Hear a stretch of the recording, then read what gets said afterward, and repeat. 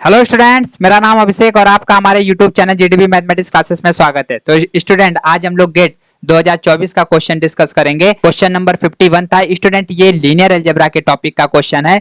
तो देखिए क्वेश्चन क्या कर रहा है। Let T S such that R4 to R4 be two non zero non identity are linear transformation assume T square equal to T which of the following is are true. तो student, पूरे question को पढ़ने पर हमको ये पता चला कि टी और एस हमारे R4 से R4 पर कोई लीनियर ट्रांसफॉर्मेशन है जो कि नॉन जीरो है और नॉन आइडेंटिटी है, और आपको ये एज्यूम करके चलना है कि टी स्क्वायर जो है वो टी के बराबर है। तो आप बताइए कि इस कंडीशन में नीचे चारों ऑप्शन में से कौन कौन सा ऑप्शन हमारा स्टूडेंट ट्रू होगा। तो स्टूडेंट, ये हमारा रिजल्ट बेस्ड क्वेश्चन पूछा गया है। तो आइए हम लोग इसका सॉल्यूशन करते हैं। देखिए स्टूडेंट, सॉल्यूशन। तो स्टूडेंट, जो सबसे पहले दिया गया है उसको यहां पर एक बार लिख लेते हैं और उसका बेसिक प्रॉपर्टी समझ लेते हैं। ठीक है।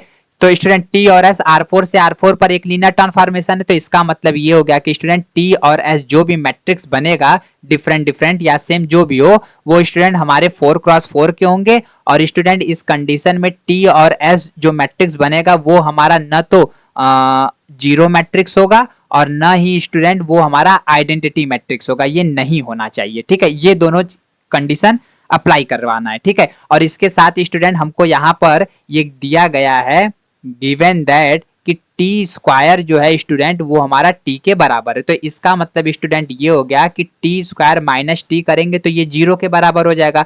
तो यहाँ पर स्टूडेंट अब हम लोग इसको मान लेते हैं लेट पी ऑफ टी। तो पी ऑफ टी स्टूडेंट हमारा टी स्क्वायर माइनस टी हो जाएगा जो कि जीरो के बराबर है। तो अब स्टूडेंट, जब ये मैट्रिक्स पॉलिनोमियल बन जाता है तो यहाँ पर स्टूडेंट हम लोग यूज करते हैं कैले हैमिल्टन थ्योरम बाई कैले हैमिल्टन थ्योरम। तो स्टूडेंट, कैले हैमिल्टन थ्योरम क्या करता है उसका स्टेटमेंट हम लोग देख लें और उसी का यूज यहां पर करेंगे। स्टूडेंट, कैले हैमिल्टन थ्योरम कहता है कि एवरी मैट्रिक्स पॉलिनोमियल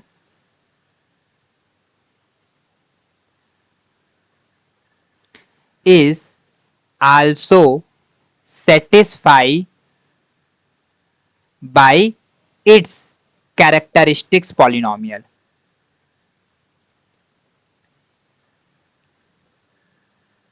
पॉलिनोमियल, तो जो स्टूडेंट जो मैट्रिक्स पॉलिनोमियल होता है वो कैरेक्टरिस्टिक्स पॉलिनोमियल से सेटिस्फाई हो जाता है। तो स्टूडेंट, इस कंडीशन में जो मैट्रिक्स टी का जो कैरेक्टरिस्टिक्स पॉलिनोमियल होगा वो स्टूडेंट अब हो जाएगा एक्स स्क्वायर माइनस एक्स। ठीक है। तो स्टूडेंट, इसमें से एक्स कॉमन ले लेंगे तो एक्स एक्स माइनस वन, ये स्टूडेंट टी का कैरेक्टरिस्टिक्स पॉलिनोमियल आ गया। अब स्टूडेंट इसका आइगन वैल्यू निकालेंगे तो यहां पर क्या लिखेंगे, for eigenvalues.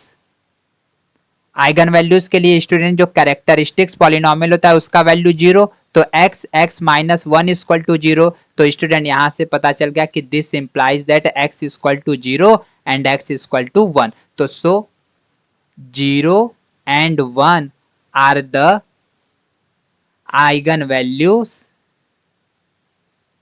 Of matrix T. तो स्टूडेंट, जो मैट्रिक्स टी है उसका ये आइगन वैल्यू आ गया। तो अब स्टूडेंट, अब हमको इन्वर्टिबल चेक करना है। तो अब हमको पता है कि स्टूडेंट कि अगर हम लोग मैट्रिक्स टी का डिटर्मिनेंट निकाले तो डिटर्मिनेंट क्या होता है student, product of the eigen value, product of the eigen values. तो अब स्टूडेंट, अब यहां पर एक कंडीशन है कि टी हमारा 4x4 का मैट्रिक्स है तो इसके पास स्टूडेंट 4 आइगन वैल्यू होने चाहिए। लेकिन स्टूडेंट ध्यान रखिए कि उसमें उन दो 4 आइगन वैल्यू में से हमारे 0 और 1 ही है। तो इसका मतलब स्टूडेंट ये हो सकता है कि सपोज हम लोग कर ले रहे हैं कि 0 2 टाइम्स है, 1 2 टाइम्स हो गया, ये पॉसिबिलिटी है। या स्टूडेंट 0 1 टाइम्स हुआ और 1 जो है वो 3 टाइम्स हो गया, ये पॉसिबिलिटी है। या स्टूडेंट ये पॉसिबिलिटी है कि 0 हमारा 3 टाइम्स हो जाए और 1 जो है वो 1 टाइम्स हो, यही पॉसिबिलिटी है। तो स्टूडेंट, आप तीनों केस में तो आपको 0 ही मिल रहा है ना।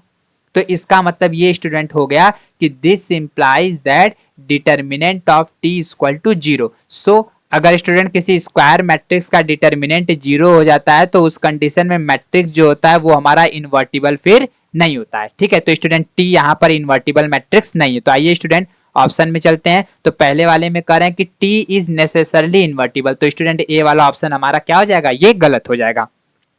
अब स्टूडेंट बी वाले ऑप्शन में कह रहे हैं कि T and S are similar if S square equal to S and rank of T equal to rank of S. तो स्टूडेंट देखिए, ये हमको दिया हुआ है इस इसके हेल्प से हमको ये प्रूफ करके दिखाना है कि टी और एस जो है वो हमारे सिमिलर होंगे। ठीक है, तो आइए स्टूडेंट ऑप्शन बी को सॉल्व करते हैं। तो स्टूडेंट ऑप्शन बी हमारा एक रिजल्ट बेस है, यहाँ पे पहले हम लोग लिख लेते हैं S square equal to S. तो this implies that student S is an idempotent matrix. S हमारा कैसा मैट्रिक्स हो जाएगा, ये हमारा आइडेम्पोटेंट मैट्रिक्स हो जाएगा। यहां तक क्लियर है। अब स्टूडेंट एस आइडेम्पोटेंट मैट्रिक्स है एंड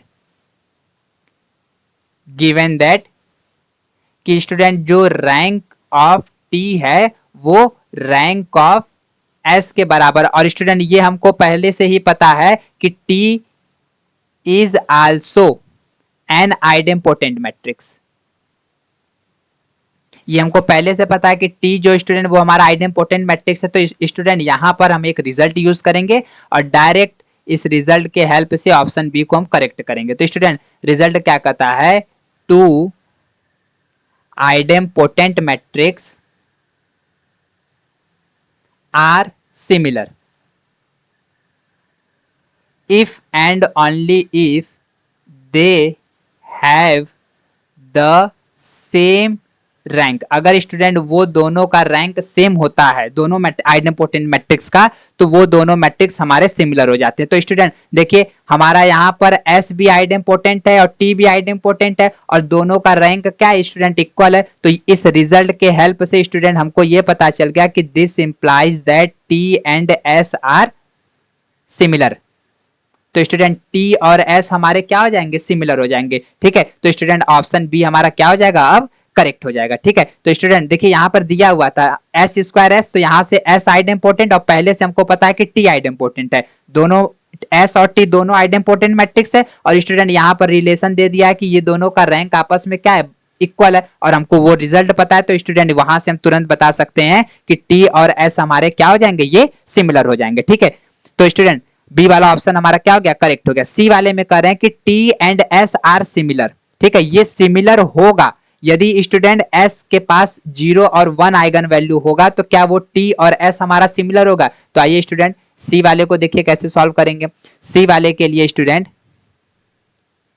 टेक एस को स्टूडेंट हम मैट्रिक्स ये ले रहे हैं, एक 1 0 0 0 0 0 0 0 0 0 0 0 0 0 0 0। स्टूडेंट एस को हमने ये ले लिया और टी स्टूडेंट हम ये ले रहे हैं 1 0 0 0 0 1 0 0 0 0 0 0 0 0 0 0। स्टूडेंट हमने यहाँ 4x4 का एस और टी दो मैट्रिक्स कंसीडर कर लिया। ठीक है, तो स्टूडेंट अब यहाँ पर अब स्टूडेंट इस मैट्रिक्स के आइगन वैल्यू देखिए, आइगन वैल्यू स्टूडेंट यहाँ पे जब ट्रायंगुलर मैट्रिक्स बन जाता है तो उस कंडीशन में इसके डायगोनल्स के एलिमेंट्स हमारे आइगन वैल्यू होते हैं। तो स्टूडेंट यहाँ पर तो ये डायगोनल मैट्रिक्स ही बना, तो यहाँ पर 1 और 0 आइगन वैल्यू है। स्टूडेंट इसी तरह इसमें आप देखिए टी वाले में, तो ये इसके पास भी 1 और 0 ही आइगन वैल्यू है। अब स्टूडेंट एस और टी को हमको सिमिलर दिखाना है। तो स्टूडेंट आपको पता है if two matrix are similar, अगर स्टूडेंट दो मैट्रिक्स हमारे सिमिलर होते हैं then first rank of A rank of B के बराबर होना चाहिए। दूसरा स्टूडेंट आपको पता है determinant of A determinant of B के बराबर होना चाहिए। तीसरा स्टूडेंट ट्रेस ऑफ ए जो हो वो ट्रेस ऑफ बी के बराबर होना चाहिए। चौथा student eigen value of A जो हो वो student eigen value of B. इसी तरह डॉट डॉट डॉट आगे का और जो प्रॉपर्टी होगा वो चलता रहेगा। तो स्टूडेंट ये अगर दो मैट्रिक्स सिमिलर होते हैं तो उस कंडीशन में ये इसका होना एकदम नेसेसरी है। ठीक है, तो स्टूडेंट यहां पर हम लोग ये देख रहे हैं कि जो मैट्रिक्स एस है उसका रैंक कितना है, यहाँ पर 1 है। और स्टूडेंट आप देखिए अगर मैट्रिक्स टी का रैंक निकालेंगे तो इसका रैंक कितना आ जाएगा, 2। तो स्टूडेंट यहां से जो मैट्रिक्स एस है और मैट्रिक्स टी है इनके रैंक ही आपस में बराबर नहीं है। अगर स्टूडेंट ये एस और टी हमारे सिमिलर होते हैं तो उनके रैंक जो आपस में निश्चित वो इक्वल होते हैं। लेकिन स्टूडेंट हमने यहाँ पर दो मैट्रिक्स बनाया 4x4 का जिनका रैंक आपस में इक्वल ही नहीं। तो इसका मतलब स्टूडेंट ये हो गया कि this implies that S and T are not similar. Are not similar.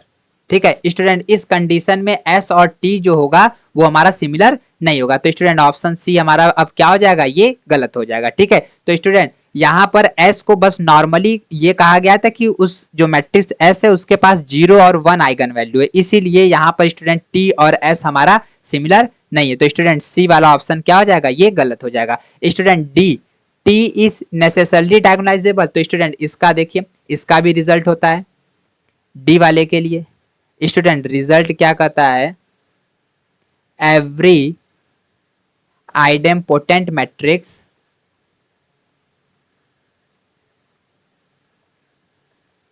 Is always diagonalisable.